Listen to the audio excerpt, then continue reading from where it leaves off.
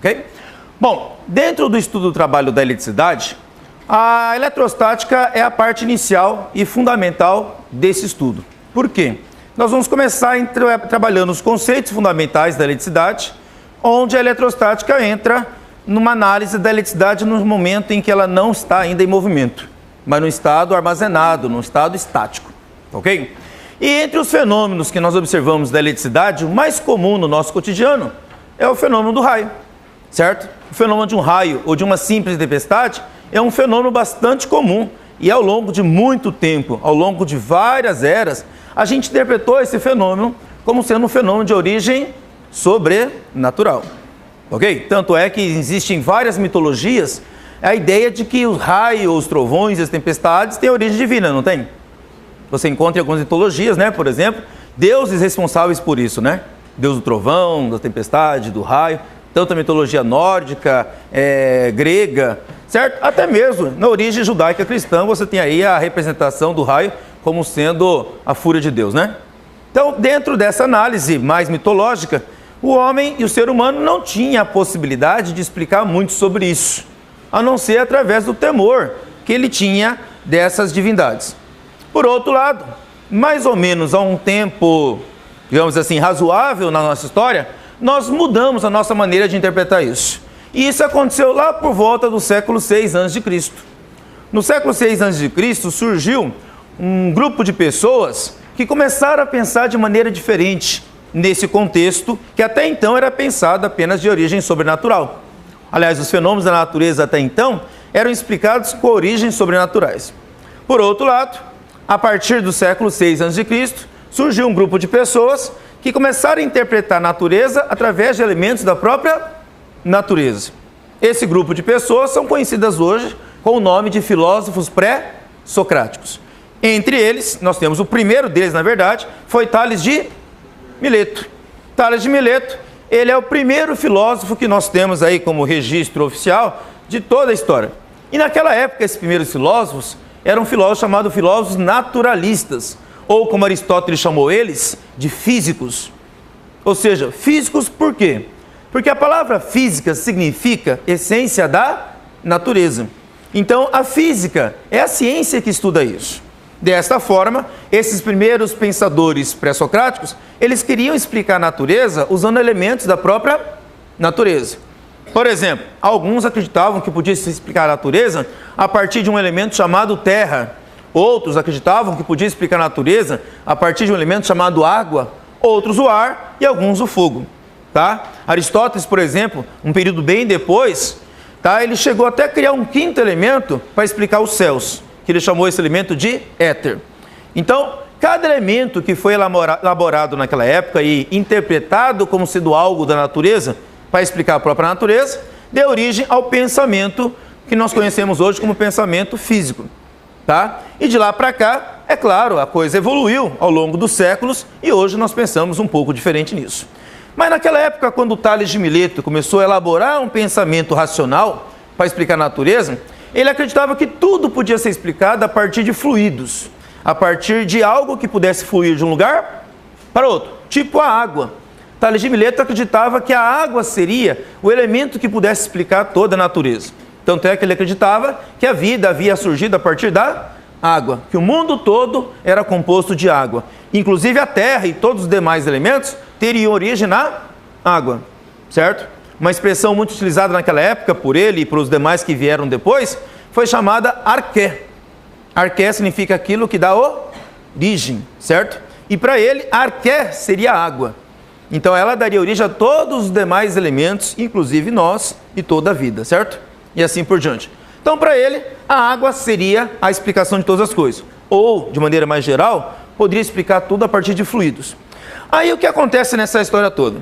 Tales de Mileto, ele observou que uma pedra, tá ok? Chamada elétron, tá ok? Lá na antiga Grécia, onde a palavra elétron significa âmbar, tinha uma propriedade muito interessante. Aliás, a palavra elétron é que dá origem à expressão eletricidade, tá ok? Tá? Essa palavra aqui, elétron, que em grego significa âmbar, tá? Que é essa pedra aqui que vocês estão vendo na mão do cara aqui, ó, da fotografia. Essa pedra, ela tinha uma propriedade muito interessante. Ele pegou essa pedra, esfregou ela em lã de carneiro e colocou essa pedra perto de pequenos objetos.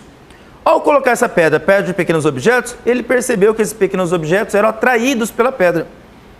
Tá? Eles grudavam nessa pedra, tipo como mostra a fotografia ali. Ó. Vocês estão vendo aquela pena grudada na pedra de âmbar? Mas isso acontecia depois que a pedra era esfregada na lã de carneiro.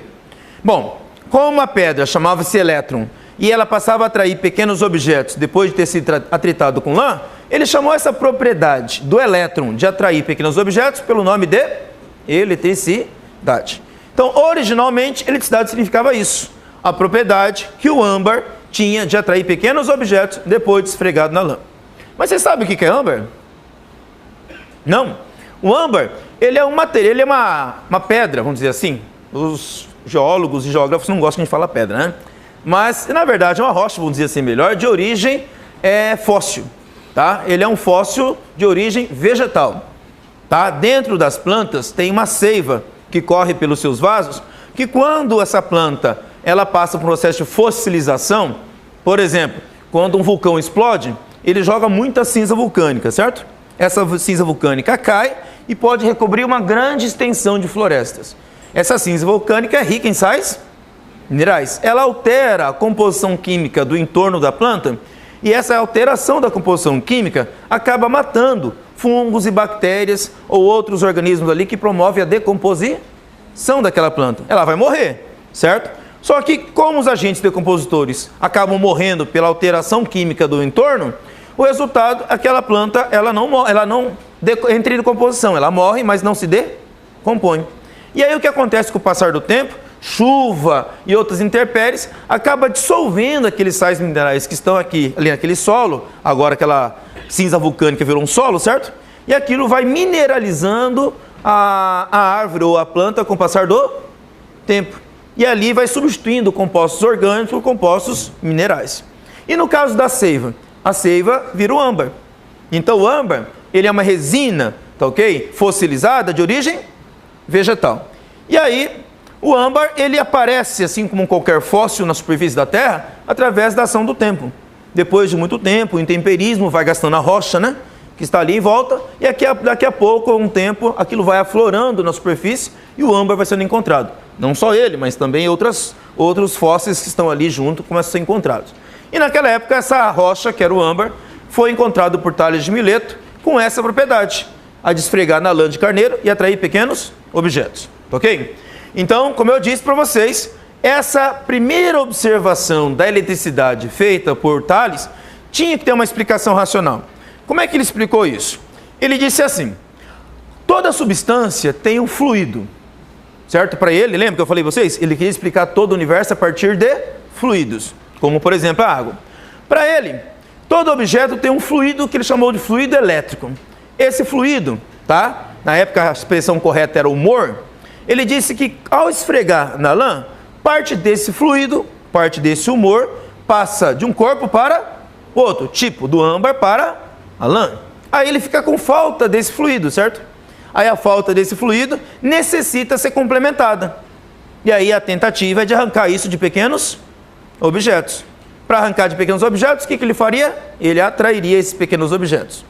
Ok? Bom, é uma explicação. Tá? Se é a explicação válida ou se é algo que possa suplantar a explicação sobrenatural, aí já é uma outra história que não é o mérito da questão aqui. Por outro lado, você pode perceber que ele tentou encontrar um elemento na própria pedra, algo da natureza, para explicar um fenômeno da natureza. Ok? Essa é uma das grandes revoluções que Tales de Mileto fez na época dele. Usar a explicação racional para explicar o mundo sem utilizar-se de uma explicação sobrenatural. Agora, dizer como essa pedra faz isso, certo? É uma coisa mais complexa, ok? E ele não se dedicou tanto a isso. Ou pelo menos nós não temos um registro histórico de que ele tenha gastado muito tempo para pensar sobre isso. Por outro lado, essa explicação não foi tão convincente. Tá? Tanto que não foi tão convincente que muita gente não quis mais pensar sobre isso durante muito tempo. Nós quase não temos um registro histórico de alguém que tenha trabalhado em cima disso, porque essa propriedade da eletricidade parecia uma propriedade muito estranha, desde a época de Tales até mais ou menos meados, ok, do século XVI depois de Olha que coisa interessante, eu estou falando do século 6 a.C. ao século 16 depois de Cristo, ou seja, são quase 2.200 anos. Durante quase todo esse tempo, pouquíssimas pessoas se aventuraram em tentar mexer com a eletricidade. Aliás, era mais fácil ainda de aceitarem que um raio ou qualquer fenômeno elétrico tivesse origem divina do que tentar explicar algo que aparentemente parecia tão complexo, tá? Mas hoje as coisas são diferentes, tá? Muito tempo depois, desde o século XVI também até hoje, né? Após esses quase 5 séculos, nós temos uma explicação bem diferente sobre toda a história da eletricidade. Até porque nós conhecemos muito mais sobre a estrutura da matéria. E uma das coisas que nós utilizamos hoje para explicar a matéria é o conceito da matéria ser formada de átomos. Ok? Já há algum tempo, vamos dizer assim, nós começamos a pensar a matéria de maneira diferente a partir do momento que nós conseguimos resgatar parte do pensamento grego no século XVI, durante o Renascimento. Nessa época, nós resgatamos o pensamento grego e percebemos algumas discrepâncias nesses conceitos que eles haviam formulado lá na Antiga Grécia. E aí nós reformulamos algum desses conceitos. E um desses conceitos foi o conceito de átomo. Por exemplo, o átomo também foi pensado na Antiga Grécia por um grupo de filósofos pré-socráticos chamados atomistas. Entre eles nós temos Leucipo e Demócrito. Esses dois caras pensaram que toda a matéria podia ser fragmentada em elementos cada vez menores, em estruturas cada vez menores, até chegar a um elemento, uma estrutura, por exemplo, uma partícula que seria indivisível, ok? Que não daria mais para quebrar. Por quê? Eles pensaram assim: se você pegar, por exemplo, um giz e quebrar ele ao meio, você simplesmente vai ter 2 pedaços de giz menores. Não é? Aí eles pensaram: e se eu quebrar de novo? Vou ter pedaços ainda menores. Aí a pergunta que eles fizeram foi: será que dá para quebrar esse giz indefinidamente? Certo? Bom, eles pensaram: mesmo que eu fizesse essa operação mentalmente, se eu quebrasse infinitamente, no final não restaria nada. A conclusão óbvia deles foi que tudo não pode ser feito de nada. Certo? Porque nada mais nada é o quê? Então tudo não pode ser feito de nada. Obviamente a conclusão deles foi que se tudo não pode ser feito de nada, tem que ser feito de alguma coisa. Então vai chegar um momento que não dá para quebrar, mas essa partícula minúscula, que eles não sabiam o tamanho da coisa, porque eles não haviam feito isso, mas pensado sobre isso, eles chegaram à ideia de que essa estrutura indivisível formaria toda a matéria, e toda a matéria seria formada de átomos, tá? Mas vocês lembram que agora há pouco eu falei para vocês que nós também podemos organizar a matéria a partir de alguns elementos, como terra, água, ar e fogo. E aí vieram os caras falando que as coisas podiam ser pensadas em átomos indivisíveis e invisíveis. Muito pequenininho. Bom, naquela época da Antiga Grécia, foi muito mais fácil acreditar que era formado de terra, água, ar e fogo, e não de átomo. Por isso que os antigos gregos não deram assim, dentro dessa história do átomo, que o Leucipo e Demócrito haviam pensado, a coisa não vingou, certo? Basicamente, eles interpretaram que era melhor explicar o mundo a partir daqueles elementos fáceis de ser observados. Porém, no século XVI, mais de 2000 anos depois, a história já não é mais a mesma. Nós temos aí 2.200 anos de pensamento humano evoluído, certo? Ok? E dentro desse tempo, nós percebemos que não dava mais para explicar o mundo e o universo apenas a partir de alguns elementos só, como terra, água, ar e fogo, ou um elemento chamado éter, que Aristóteles inventou para explicar o céu. Ou seja, tudo a partir de 5 elementos. A coisa era mais complexa. Ok? E dentro dessa complexidade, surgiu um cara chamado Dalton, John Dalton. E esse Dalton, ele resgata uma ideia um pouquinho diferente. Ele pensa assim, ele resgata, mas pensa um pouquinho diferente. O átomo pensado por Leucipo e Demócrito tem sentido. A matéria poderia ser formada dessas partículas indivisíveis. Porém, os átomos representam os elementos. Quais elementos? Os elementos que não podem ser decompostos. O que é decompor? Eu pegar uma substância e separar ela em 2 substâncias diferentes. Tipo, açúcar. Se você pegar açúcar e colocar ela na panela, o açúcar na panela e começar a esquentar, você vai perceber que com o passar do tempo, aquele açúcar carameliza, não carameliza? Certo? E aí daqui a pouco começa a sair muita fumaça dele. Aquela fumaça é vapor d'água. Então significa que você pode pegar o açúcar e decompor em quê? Em vapor d'água. Ou seja, eu consigo tirar a água do açúcar. E com o passar do tempo, você vai perceber que só vai sobrar ali na panela uma borra preta.